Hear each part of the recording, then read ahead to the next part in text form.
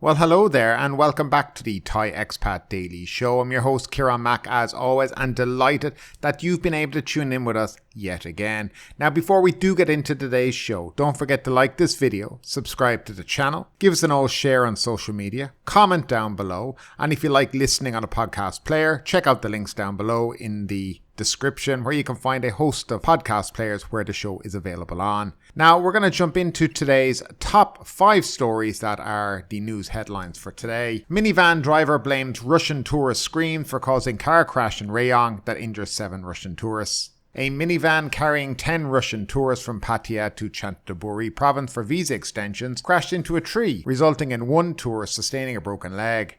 The driver said he was spooked by a screaming tourist who mistook him for napping while driving. Police officers in Rayong province took the van driver to the police station for questioning after a car accident. The crash took place at 2 p.m. on Sunday on Sukhumvit Road in the Kongdin subdistrict of Klang District, Rayong province. The bronze minivan transporting 10 Russian tourists, 8 men and 2 women from Pattaya to Chanthaburi province for visa extensions rammed into a roadside tree, police said. The foreign passengers were trapped inside the car shortly before they were rescued by local emergency responders. 1 tourist who could not be identified suffered a broken leg, while 6 others sustained minor injuries.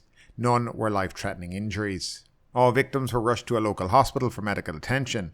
However, Rayong police, after questioning the unharmed driver, Mongol, reported that the driver claimed he was startled by a passenger's screams and lost control of the car. The Thai man said a tourist had mistaken him for taking a nap while driving and let out a large shriek, causing him to crash, while he was, in fact, according to him, just stooping down to pick up an inhaler that he had dropped. Mongol said he did not fall asleep at the wheel and blamed the scream for the cause of the accident. Rayong police are reaching out to the families of the victims in Pattaya to inform them about the condition of each victim, while the driver is facing intensive interrogation after his explanation of the incident was met with heavy skepticism. Now, hopefully everybody on board will be okay and no real harm was done. Hope the guy with the broken leg gets better too. The story certainly doesn't make sense. He was just stooping over and they let out a loud scream and they mistook him for sleeping. I'm guessing that he was probably falling asleep. That's exactly what happened. It is not uncommon for this to happen here in Thailand when a lot of these visa companies are taking long trips. They don't have 2 drivers. They only have 1 there. And that's what happens. Now, you find the good visa companies where they'll have 2 drivers and they'll swap. They'll take turns in driving while the other one then takes a nap. And these companies are a lot more responsible. But there still are a lot of companies out there that are just going with 1 driver and who's going on very long trips and not having adequate rest in between, sections of the trip. So it wouldn't be beyond the case that he did fall asleep, and his story just doesn't make any sense whatsoever. But nevertheless, we'll move on. People hurry to snap up hotel rooms. People rushed to book hotels during the first days of the latest phase of the hotel subsidy scheme, with 118,876 room nights reserved out of 560,000 available under the scheme within 6 hours.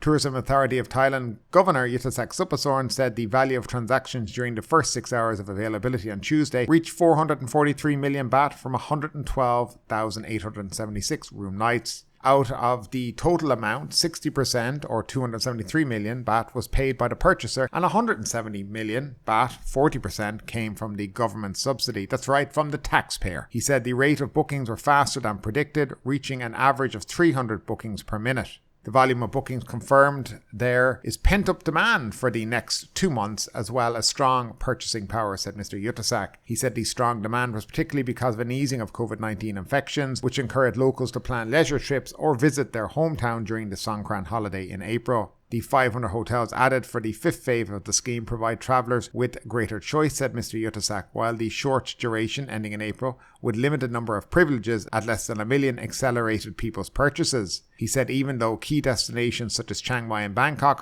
have had the high levels of air pollution at the moment, bookings for those destinations were strong as tourists haven't postponed or cancelled their trips. The government started the first phase of the subsidy program called the We Travel Together in July 2020 in a bid to stimulate domestic consumption as borders were closed because of the pandemic. The 4 previous phases of the scheme had a total budget of 27 billion baht for 11.5 million room nights, which generated more than 49 billion baht for the local economy. The 5th phase was allocated a budget of 2 billion baht and is expected to generate direct income tallying about 9.2 billion. The overall economic impact from all phases of the scheme is estimated to be about 58.6 billion baht. Now, according to the Tourism and Sports Ministry, 15.8 million domestic trips were made in January this year, comprising both overnight and one-day trips, representing an increase of 65% over the corresponding period last year. Revenue for the period from local tourists rose 47.3% to 70 million baht. Bangkok secured the largest number of visitors at 2.7 million baht, followed by Chanthaburi, Kanchanaburi, Pachakiri Khan, and Phetchaburi. So for anyone who doesn't know, this scheme is actually exclusive for Thai citizens only. But if you're an expat or, your girlfriend or boyfriend is a Thai national, you get them to book and you can go along and use the privilege. So basically how it works is the government will pay 40% of the room rate up to, there's a max fixed fee of 3,000 baht, I think. And then the guest, the traveller, will pay 60%. They say that, there's this pent-up demand. Not really. It's not that there's a pent-up demand. What hotels basically are doing right now is they're not selling at Songkran. Right? The busy hotels have cut off the We Travel Together program during this period. They've basically said we're full.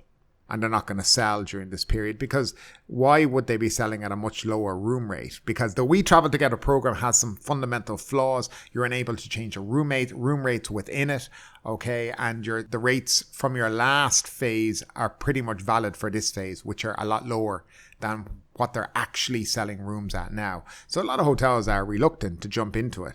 They'll try to sell it maybe for the low season when it's a lot quieter, but for Songkran right now, a lot of hotels have actually basically put on their online sales that were full. Why would they sell at a very low price when the potential is there to get a very high rate for the room during the Songkran holidays, which is probably the busiest time of the year? So I am a little bit kind of indifferent about this. I understand what the government are trying to do, but I think the hotels now are back and going. Hotels are busy. They're full. Lots of money being made. Do we really need to be spending taxpayers' money on people so they can go on holidays, when this money could be used for a lot of other things that are much more needed, like, helping the poor in the country, helping homeless people, feeding the poor, whatever you want to do. I mean, there's plenty of needy people in this country who need money. But instead, what they're doing is they're paying for people to go on holidays. And I do fundamentally think there is there's an issue within all of this that I think is morally wrong. But anyway, I'd love to know your opinion about everything on this down below in that comment section. Now, we're going to move back on to the story that won't go away, the Phuket red card system. And by the way, just to let you know, I thought I'd finish with this story, because I definitely thought nobody would approve this. But the Phuket red card system gets the nod, but other provinces to decide for themselves. What immigration policy is this? Nevertheless, Police Lieutenant General Pak Pumpayat, Commissioner for the Immigration Bureau, has approved the red card system launched by Phuket Immigration for deporting foreign nationals caught breaking the law. However, the system is not to be deployed nationwide by policy. Phuket Immigration Chief Colonel Tanet Sukchai told the Phuket News actually during the week. Colonel Tanet flew to Bangkok late last week to discuss the new system with the head of immigration after the system was announced by Police Major General Prapasanak, Commander of Immigration Region 6 Office in Phuket, which oversees immigration affairs for the island. The Immigration Bureau Commissioner agrees with this idea, but the system is not to be ordered to apply in other areas, Colonel Tanet said. The Commissioner acknowledged the system and said it was good. For other provinces, it will depend on other local immigration offices to decide whether they would like to adapt the system to their areas or not. This system adds more work for Phuket immigration officers by issuing the yellow and red cards, so we cannot expect other areas to do the same as Phuket. It is a lot of extra work, he said. It's like a school that is mindful of its students. They do not just call the parents only once and expel the student right away for making trouble. We still tell them what must not be done and give them a chance, he explained. Colonel Tanet noted that in some provinces, immigration officers do not give a single warning to troublemakers before revoking their permit to stay for just the first offence. I hardly doubt people in other provinces are getting their permits to stay revoked for not wearing a motorbike helmet. Some other places do not even warn you, the immigration officer said. They just revoke your permit to stay immediately when a foreigner is caught behaving inappropriately. In Chanthaburi, foreigners rode motorcycles and made trouble disturbing people. The immigration office revoked their permits to stay right away without warning. Chanthaburi immigration did not give the chance to talk and inform them that their behaviour had disturbed the public and filed a warning to the embassy, as we do here, he said. A meeting will be called soon to explain the system to diplomatic staff and honorary consuls on the island, Colonel Tenet said. In the past, when immigration revoked permits to stay of foreigners, there was no news of it reported, so no one knew what would happen if their behaviour affected the peace of living onto others, the colonel said. After the news of the new card system was released, embassies and consuls questioned why we had to give the cards. So when the governor returns to Phuket, we will arrange a meeting with them. The date should be the middle or the end of this month, Colonel Tenet said. The consular representatives also have to explain why they let the people from their countries continuously make trouble, he said. I mean, as if it's the embassy's job to make sure there's... suddenly I'm wondering now. The card system will nurture foreigners to understand how they should live in Phuket, Colonel Tenet said. And that's what the Phuket immigration chief is talking. I don't know what to say about it. Look, we've had 2 days of this already. I think I've made my opinion known about what's going on here. I, however, will talk about this more in a more in-depth show when I talk about the issues you have when you create different laws, in essence, for foreigners and tourists versus locals. And that's going to be the show coming up on Saturday. So I'll leave it with that. I'd love to know, though, your opinion, as always, about this down below in the comments section. But guys, I think based on what I've been reading the last couple of days from you guys, you think this is absolute and utter nonsense. But moving along, a man jailed for selling yellow duck calendars, and that this is coming out of Human Rights Watch. Okay, and this story has been on the Phuket News. I've seen it in the Bangkok Post, and I've seen it in a number of other places. But a criminal court in Thailand sentenced a man to 3 years in prison for selling satirical calendars that authorities allege defame the monarchy, further chilling free speech in the country, Human Rights Watch said today. Thai authorities should squash the sentence and promptly release Naraporn Chanthaburi, 26, who was convicted on March 7th this year after a 6-day trial. The prosecution and 3-year sentence of a man for selling satirical calendars shows that Thai authorities are now trying to punish any activity that they seem to be insulting the monarchy, said Elaine Pearson, Asia Director for Human Rights Watch. This case sends a message to all Thais and to the rest of the world that Thailand is moving further away from, not closer to, becoming a rights-respecting democracy. On December 31st, 2020, Bangkok police arrested Naraporn at his home and confiscated calendars that featured cartoons of a yellow duck. Officials said the images and descriptions ridiculed and defamed Thailand's King Rama X and charged Naraporn with committing lèse majesté, insulting the monarchy, for selling the calendars via the pro-democracy Ratsadon Facebook page. Thailand's pro-democracy and political reform groups have widely used inflatable yellow ducks to symbolise their political cause, which includes reforming the monarchy as a fundamental step towards a democratic transition. Naraporn was convicted under Article 112 of the Thai Criminal Code, which states that whoever defames, insults or threatens the king, the queen, the heir apparent or the regent shall be punished with imprisonment of 3 to 15 years. The number of lèse majesté cases in Thailand has significantly increased in the past years. In November 2020, Prime Minister General Prayut Chan-o-cha ordered officials to use the draconian law to suppress criticism of the monarchy, ostensibly in response to the rise of public anti-monarchy sentiment. Since then, the Thai authorities have charged more than 200 people with lèse majesté crimes in relation to their participation in pro-democracy rallies, comments made on social media, and expressed opinion about the monarchy in other venues. Officials have also used the Computer-Related Crimes Act to prosecute people who have posted critical comments about the monarchy online. They have also charged some people with sedition under the Criminal Code Article 116.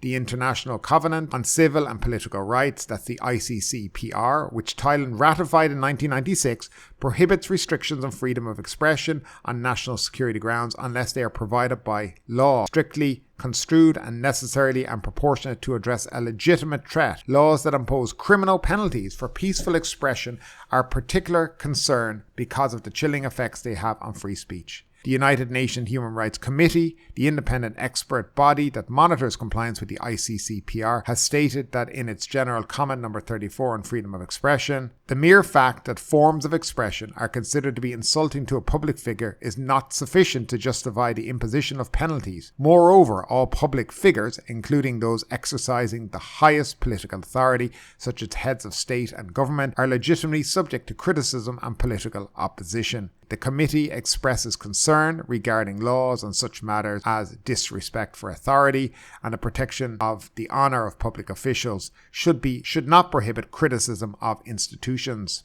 The committee added that the government should not prohibit criticism of public figures and institutions, and that laws such as those for lèse majesté should not provide more severe penalties solely on the basis of the identity of the person that may have been impugned. Thai authorities should permit peaceful expression of all viewpoints, including those related to the monarchy, Pearson said. The government should urgently engage with United Nations experts and others about embarking on a process of amending the lèse majesté law to bring it into compliance with Thailand's international human rights obligation. And that's just a story out of Human Rights Watch. Again, as I said, it appeared in the Phuket news. It's been on Tiger News. It's been widely publicized about this case. 3 years for selling yellow rubber duckies. There you go. And finally, the last story of the day. Immigration arrests 3 overstaying foreigners on Koh Phangan. Now, it seems to be a bit of a crackdown too on foreigners around Thailand. So guys, if you're listening and you're on overstay, sort yourself out. Thai media reported that Surat immigration continued to be strict in dealing with overstayers and other offences in the province in the south of Thailand. On Monday, 3 foreigners were arrested on overstay. The first, Leonid, 50, from Russia, had been in Thailand 188 days past the end of his visa. He was found at a convenience store in Chaluk Lam, Koh Phangan. By the way, these are all in Koh Phangan. Also arrested at a resort on the holiday island was a French lady, Miriam, 36, who had overstayed by 6 days. She appeared to be smiling behind her mask when her photos were taken. The third to be detained was a man called Christian, 42, from Italy on a 9-day overstay. He was caught angrily pointing at the cameraman who was taking his picture at the time. Also falling foul of the law was a Thai man called Jatsada, or Jack, wanted in Songkhla for conspiracy and aiding and abetting illegal immigration. He was named in a warrant in February and was taken back to the far south to face charges after his arrest on Saturday in Wang sub-district of Surat Thani on the mainland. So again, seems to be a bit of a crackdown around the country, overstayers especially. I don't know how you can overstay. To me, having your visa in order is one of the criteria to stay in this country. And I know we talk about the yellow and the red card in Phuket and other things, but the basics, follow the basics. Have your visa in line, don't overstay, and behave yourself when you're here. That's basically it. Don't get involved in illegal activities and you'll be fine in Thailand, unless you're living in Phuket. But nevertheless, that's it for today, guys. Hope you enjoyed the show, the 5 news stories that are doing the rounds here in Thailand today. We will be back on Saturday morning with more of a topical show. Won't be the news. As I said, I won't be here this weekend, but I'm making sure I have content to put out for you guys, which I'm doing all today, which is Wednesday. So again, thanks again for tuning in. Have a great day and a great weekend, and we'll chat on Saturday. But ultimately, with this story or anything else that stood out to you today, I'd love to know your thoughts in the comments down below. Because yes, this is a news show, but it's also a conversation. Now keep that conversation going. Make sure you like this video, subscribe to the channel, share the video, and do all the good stuff that does help that YouTube algorithm. But ultimately, my name is Kieran Mack. You've been listening to the Thai Expat Daily Show, and we will see you next time.